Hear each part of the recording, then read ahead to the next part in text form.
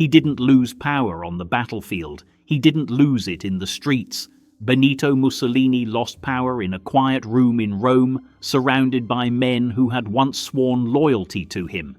The Italian army didn't rebel, didn't mutiny, didn't rise up. They simply stopped believing in him. And once the army no longer believes, a dictator is already a dead man walking. It just takes time for reality to catch up.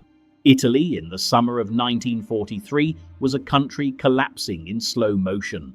The Allies had taken North Africa, bombers were hitting Rome, and Sicily was being invaded. Italian troops were exhausted, hungry, badly supplied, and outmatched. For years, Mussolini had promised them glory, empire, and destiny. But now they were facing an enemy with endless resources, while Italy barely had the fuel to move trucks between towns. Generals had been warning Mussolini for months. They told him divisions were down to half strength. They told him the air force was running on fumes. They told him troops were surrendering not out of cowardice, but because they believed the war made no sense anymore. Mussolini didn't listen. He brushed it off with speeches about courage, sacrifice, and honor. But the army didn't need speeches. It needed tanks, bullets, and gasoline. And when Mussolini kept promising victories that never came, the respect began to crack. Officers who had followed him since the 1920s now whispered that the Duce wasn't facing reality. They watched him demand counterattacks with imaginary divisions.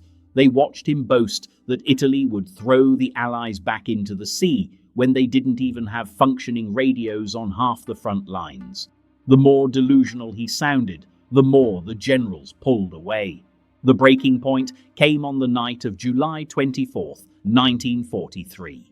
Inside the fascist Grand Council, Mussolini still acted like the Duce, shoulders back, voice firm, convinced he could rally his inner circle. But the men around the table were tired. They had spent weeks reading casualty reports, seeing maps covered with retreat arrows, and watching Italy's cities burn under Allied air raids. Mussolini stood at the front and talked about destiny. The generals sat silently, thinking about survival.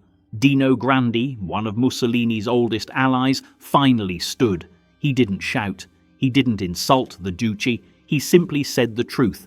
Italy was collapsing, the army was finished, and Mussolini no longer had the confidence of his own commanders. When he said the words, "The armed forces no longer trust the supreme command," something broke in the room.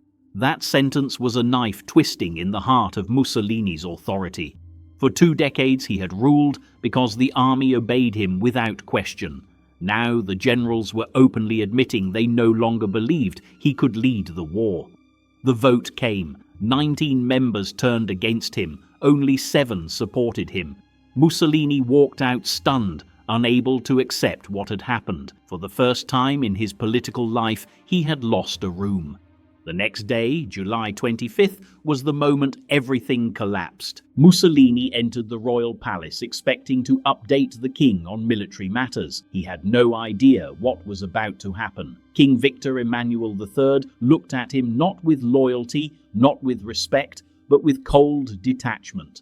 And then the king said the sentence that ended Mussolini's rule: "Italy needs a man of energy."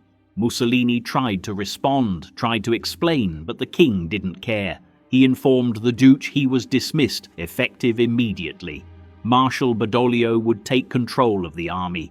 Mussolini's escorts then approached, not to protect him, but to arrest him. He was pushed into an ambulance and quietly driven away. There were no protests, no marches, no resistance from the army.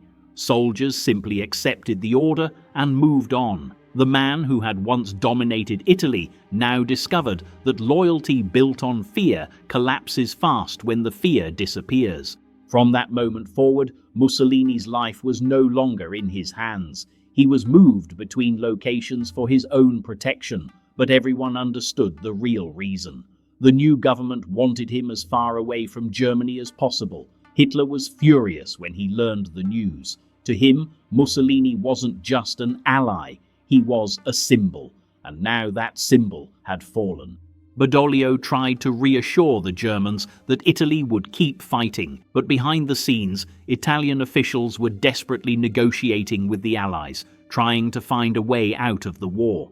Italian troops felt no loyalty to the Germans anymore. They were tired, starving, and didn't want to die for Hitler.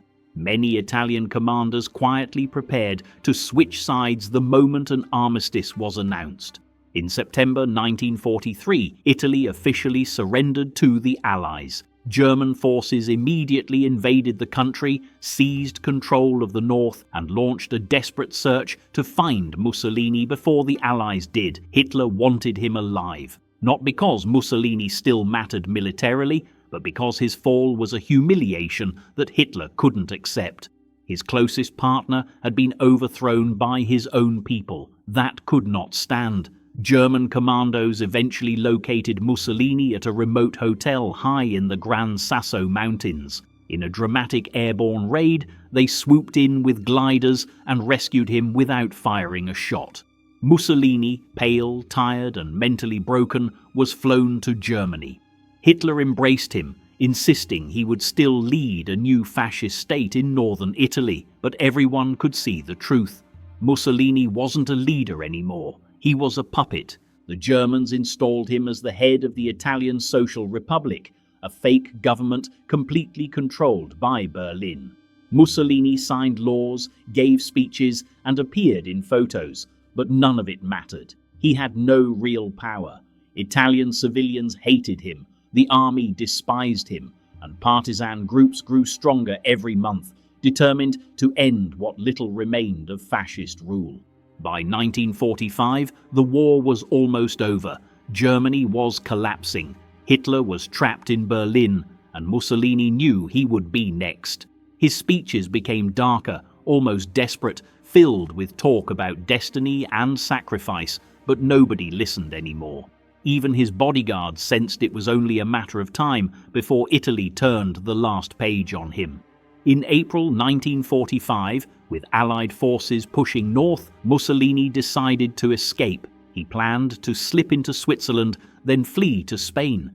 He disguised himself in a German greatcoat and helmet, hidden among retreating German soldiers. The man who once demanded absolute loyalty was now hiding behind the uniform of another nation, hoping nobody recognized him. But on April the 27th, at a small checkpoint near Lake Como, Italian partisans stopped the convoy. They searched the trucks one by one, and inside one vehicle, a partisan named Urbano Lazzaro noticed a man who didn't look like a German. He demanded the man remove his helmet. When he did, the partisans instantly recognized the face. The man who had once ruled Italy with fear now looked shocked, tired, almost fragile. Mussolini was arrested on the spot. He didn't beg. He didn't shout. He didn't argue. It was as if he had already accepted his fate. That night, the partisans debated what to do.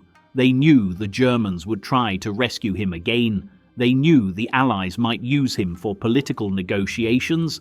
They also knew what the Italian people wanted, justice, and so they made the decision. On April the 28th, 1945, Mussolini and his mistress, Clara Petacci, were taken to the small village of Giulino di Mezzegra. They were led to a stone wall. Mussolini tried to speak, but no words came out.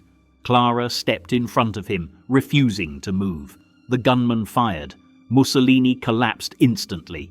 Italy's dictator, the man who once promised a 1,000-year empire, died in a quiet roadside corner in the north of the country. But the story didn't end there. The bodies were taken to Milan. Word spread quickly. Soon a massive crowd gathered. People who had once marched under his banners now shouted with fury. The bodies were hung upside down at a metal beam in Piazzale Loreto, the same place where fascists had executed partisans months earlier. Now the roles were reversed. History had circled back with brutal symmetry. When soldiers walked past, they didn't salute, they didn't stop. They simply stared for a moment, then continued marching. It was the clearest symbol of all.